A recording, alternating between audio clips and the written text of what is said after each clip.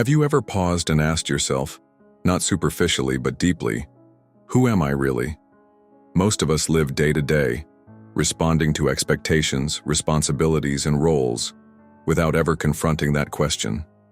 We follow a life designed more by external forces, parents, institutions, culture, than by our own innermost calling. And though we might not say it out loud, something within often whispers, this isn't quite it. Something's missing. Carl Jung, the visionary Swiss psychiatrist, understood this silent crisis better than most. He believed that the greatest tragedy of modern life is our estrangement from our authentic self. We mistake our performance for our identity. We wear well-polished masks but forget the face underneath. Yet Jung didn't just name the problem. He offered a path forward. Who looks outside, dreams. Who looks inside, awakens, he wrote. His psychology invites us to turn inward, to look beyond the surface and into the deeper structures of the soul. Through 5 core ideas, the persona, the shadow, the self, archetypes, and the transformative path of individuation, Jung maps out a journey of reconnection, a journey not toward perfection but toward wholeness. And while it's not easy, it is one of the most meaningful journeys a person can take. In this exploration, we'll walk through these ideas as stepping stones toward self-understanding. First, we'll examine the mask we present to the world, the persona. Then, we'll descend into the parts we hide, the shadow. We'll encounter the archetypes that shape our inner life, and finally, meet the self, the totality of who we are when all parts are seen and accepted. The final step is individuation, the lifelong unfolding of authenticity. Let us begin where all social beings begin, with the mask. The persona, the mirror we hold up to the world. As children, we learn very quickly what earns us praise and what invites disapproval. We're trained, sometimes gently, sometimes forcefully, to act in ways that please others. Little by little, we assemble a version of ourselves that feels acceptable. This socially crafted version is what Jung called the persona, from the Latin for mask, just like the ones worn by actors on ancient stages. The persona is not inherently false. In fact, it's necessary. It allows us to function in society, to play roles that help us navigate different settings, professional, familial, social. At work, we might appear polished and competent. With friends, playful and relaxed. The persona helps us survive socially. It's a bridge between our inner world and outer demands. But here lies the danger. The longer we wear the mask, the more likely we are to forget it's a mask at all. When we over-identify with the persona, we confuse our role with our essence. The successful executive who lives only through performance may forget how to rest. The eternal caregiver may lose touch with their own needs. Jung warned that the persona, though useful, is not the self. It is only a fraction of it. He put it simply, the persona is that which in reality one is not, but which oneself and others think one is. The tragedy is subtle, but profound. People become so attached to their socially reinforced identity that they never meet their deeper nature. They become the job title, the parent, the people pleaser. And though life may seem smooth on the surface, something aches within. The voice of the true self goes unheard, and that ache often shows up as emptiness. A sense that, despite doing everything right, something is still off. You can play your role to perfection and still feel hollow. That's because the persona, however polished or admired, cannot contain the full truth of who you are. It is only a mask, a projection. What happens then when we finally ask, what's behind it? For many, that question never comes, or if it does, it is silenced. After all, shedding the mask can feel like social suicide. Who are we without our labels, our reputations, our predictable roles? But Jung insisted that we must look beyond, because every mask casts a shadow. And only by exploring that shadow can we reclaim the parts of ourselves we've long buried. So, if you're willing to look deeper, to question what you've always shown the world, then you're ready for the next step in this journey, the encounter with the shadow. The shadow, meeting the parts we hide. Beneath the socially acceptable face we present to the world lies a hidden counterpart, the shadow. This is the side of us that we suppress, conceal, or outright deny. Carl Jung described the shadow as the collection of traits, urges, emotions, and memories that we push out of awareness because they don't match the version of ourselves we want to believe in, or the one others will accept. If the persona is our outward projection, the shadow is our inner rejection. From childhood, we are taught what is good and bad, what earns love and what provokes rejection. As we adapt to these messages, we exile parts of ourselves. Anger gets tucked away to preserve politeness. Sensitivity is masked with toughness. Ambition might be buried to avoid seeming selfish. Over time, all these cast-off qualities accumulate in the unconscious, forming a kind of inner stranger, one that knows us far better than we know it. But the shadow is not evil. It's simply what has been hidden. Yes, it can contain darker traits like envy, cruelty, or resentment, but it also holds powerful forces for growth. Courage we've never used, creativity we've silenced, passions we've been too afraid to follow. Jung made it clear that the shadow houses not just what is shameful, but what is vital. Many of our best qualities, ones that didn't fit the mold we were given, end up locked in the dark with everything else. To reclaim our fullness, we must first face what we've abandoned. That, however, is no easy task. Confronting the shadow means looking at the parts of ourselves we'd rather not see. It means admitting that we too are flawed, that the things we judge in others may live quietly within us. That old anger, those unresolved fears, that secret jealousy. We can't heal what we pretend isn't there. And when we don't face these aspects consciously, they find other ways to surface. Passive aggression, anxiety, conflict, self-sabotage. The shadow doesn't vanish, it leaks. One of the most common ways the shadow shows itself is through projection. We unconsciously attribute to others what we refuse to acknowledge in ourselves. A person deeply uncomfortable with their own insecurities might see everyone else as weak. Someone who hides their manipulative tendencies may constantly accuse others of deceit. Jung warned that projection keeps us blind. It traps us in cycles of blame and misunderstanding, cutting us off from genuine insight. So what do? We bring light to the shadow, not to destroy it, but to understand it. This is the essence of shadow work. Not giving our worst impulses free rein, but learning to recognize them, hold them, and integrate them. When we stop fighting these inner fragments and begin to accept them, they lose their power to control us.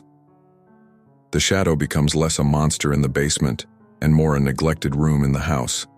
Messy, maybe, but part of the home. And inside that room, we often find gifts. Qualities like healthy assertiveness, emotional depth, self-knowledge, and even humor can emerge from the very parts we once disowned. Jung believed that reconciling with the shadow brings us closer to our true self. It releases the energy we once spent hiding, allowing us to live more fully, with more color and depth. The road to integration isn't comfortable. It takes honesty to say, yes, that's me too, and courage to sit with what we find. But this self-confrontation is transformative. We become more real, more human, less driven by unconscious forces, less afraid of imperfection, more able to meet others with compassion, because we've extended that compassion inward first. And yet the shadow is only the beginning. Beneath it lies something older, deeper, a vast sea of unconscious meaning that influences not only our personal struggles, but the shared stories of humanity. It is the realm of ancient symbols, inherited images, and psychic blueprints that Jung called the archetypes. That's where we journey next. The unconscious and the language of archetypes. Carl Jung proposed that our psyche isn't made up solely of what we consciously know. In fact, Most of who we are lies beneath the surface. He divided this hidden terrain into two levels: the personal unconscious, made up of our individual memories and repressed experiences, like the shadow, and something even more mysterious, the collective unconscious. This collective unconscious, according to Jung, is like a vast psychological inheritance, a blueprint of shared human experience. It's not something we acquire through learning, but something we're born with. Deep inside each of us live ancient patterns, archetypes, that shape how we think, feel, dream, and relate to the world. These archetypes are not fixed characters but symbolic templates. They show up across cultures and time in our myths, stories, religions, and art. The hero, the mother, the trickster, the wise old sage, the lover, the rebel. These figures live in our dreams and influence our actions, even when we aren't aware of them. They are timeless expressions of the human condition, encoded in the structure of our psyche. Think of archetypes as the DNA of the soul's imagination. We don't choose them. They choose us. Depending on the stage of life, a different archetypal energy may dominate. A teenager might live out the rebel, breaking from convention. A parent may embody the nurturer. A midlife seeker might feel called toward the explorer, yearning to break free of old routines. None of these roles are wrong, but trouble begins when we cling too tightly to one and exclude the rest. Over-identifying with a single archetype distorts our potential. Someone who only ever plays the hero may refuse to admit fear, weakness, or need. Someone trapped in the martyr archetype may give endlessly to others while quietly losing themselves. Each archetype has both light and shadow. The sage can become aloof. The caregiver can turn controlling. The lover can become obsessed. True growth comes when we recognize these patterns in ourselves and learn to work with them, not be ruled by them. Jung saw psychological maturity as the ability to integrate multiple archetypes, allowing us to be flexible and whole. We're not meant to be only one thing. We contain multitudes: the artist, the warrior, the child, the elder, the dreamer. They're all part of us, waiting for their turn on life's stage. But these archetypes aren't just symbolic stories. Left unconscious, they can overtake us. We might find ourselves gripped by uncontrollable rage, the warrior, or lost in romantic fantasy, the lover, or paralyzed by indecision, the innocent. Jung warned that when archetypal forces remain in the dark, they possess us. They act through us without our consent. That's why awareness matters. To become whole, we must do two things: remove the mask of the persona and loosen the grip of these inner scripts. We must bring these inherited energies into consciousness so we can relate to them intentionally. Only then can a new kind of center emerge within us, not built from outer roles or inner compulsions, but from something deeper and more balanced. Jung called this new center the self. The self, discovering the center of your being. At the very core of your being, beyond your name, your ego, your achievements, and your wounds, there lies something deeper.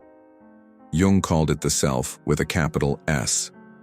The totality of who you are, both known and unknown, visible and hidden, conscious and unconscious. If your conscious identity, the ego, is a small island, then the self is the vast ocean beneath it. Unlike the ego, which sees itself as separate, the self is the source of unity and coherence in the psyche. It is not a role you play or a goal to achieve. It is your truest nature already within you. Jung saw it as the guiding force of your personal evolution, the archetype of wholeness. The self calls us to become who we are, not a perfect version, but a complete one. He often represented the self using symbols of balance, circles, mandalas, a radiant center. These images suggest harmony, integration, and centeredness. When you connect with the self, you don't feel like you're performing or compensating. You feel aligned, rooted, whole. But this experience doesn't come easily. Modern life constantly pulls us away from our center. We get lost in external obligations, play roles to please others, chase achievements that don't fulfill us. In doing so, we drift away from the self. And the farther we drift, the more disoriented we feel. We might experience this as depression, anxiety, burnout, or an existential emptiness. Jung believed that such symptoms often reflect a deeper truth. The ego has lost touch with the self. To heal, we don't need to become someone new. We need to return to who we truly are. That means turning inward, listening to what the ego resists, noticing the dreams, symbols, and intuitions that come from the unconscious. The self often whispers through images, a child in a dream, a wise figure, a mysterious animal, a sacred symbol. These are not just fantasies, they're messages from the soul. We may also feel the call of the self when we're on the edge of major life changes, when we feel pulled to leave a career and a relationship change direction. At such moments, something inside us insists, there's more to me than this. That's the self speaking, asking to be lived. Becoming yourself does not mean erasing flaws or never doubting. It means embracing the full range of who you are, strengths and weaknesses, light and shadow. It means accepting your contradictions, your evolution, your humanity. Jung once said, "The privilege of a lifetime is to become who you truly are." That privilege is earned not through perfection, but through courageous honesty. But this process of becoming is not automatic. It takes time, self-reflection, humility, and effort. It's a journey, a process Jung called individuation, and it's the path we'll explore next. Because while the self may always be within you, it only becomes real through the conscious work of integrating all the parts of your inner world into one living, breathing whole. Becoming your whole self, the transformational journey of individuation. To individuate means to become truly yourself, an undivided, integrated being. Not just a name, not just a role, but a conscious individual in the deepest sense. Carl Jung used the term individuation to describe this profound psychological process, the unfolding of our inner wholeness through the integration of all the different aspects of our personality, the ego, the persona, the shadow, the anima or animus, and the powerful forces of the unconscious. It's not a simple matter of finding yourself. Individuation is the gradual journey of becoming yourself, your real self, not the one shaped entirely by social conditioning, but the one that has always lived quietly inside, waiting to be heard. Often this journey begins with a subtle restlessness, a sense that something is off, that the life we're living feels like it belongs to someone else. Everything might seem fine on the surface, yet there's a quiet ache beneath it all. That discomfort is a clue, a whisper from the soul inviting us to look deeper. What am I doing this for? Is this really who I am? Whose dream am I chasing? These are the kinds of questions that ignite individuation. Sometimes the catalyst is a crisis, a divorce, a depression, a loss, or the infamous midlife turning point. These upheavals force us to stop sleepwalking and examine the life we've built. Jung called this awakening a vocation, an inner calling that pulls us away from the crowd and into a personal quest. It is the invitation to step off the well-trodden road and enter the wild forest of the self. Like the hero in myth who leaves home, faces monsters, and returns transformed, the individuating person walks a sacred path, inward, alone, and forever changed. But what does this look like in practice? One major task is facing the shadow, the parts of ourselves we've repressed, denied, or deemed unacceptable. This can be confronting, but it's essential. Until we acknowledge our darker impulses, they control us from behind the scenes. Through therapy, journaling, reflection, and honest self-inquiry, we begin to see these hidden elements, not as threats, but as forgotten parts of ourselves, often containing strength, creativity, and truth. Another key task is loosening our identification with the persona, the social mask we wear. The moment we realize that our image is not our identity is the moment we open to authenticity.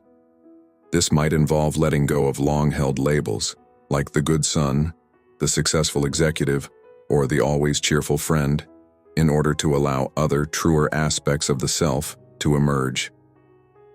Jung famously wrote that individuation means divesting the self of the false wrappings of the persona.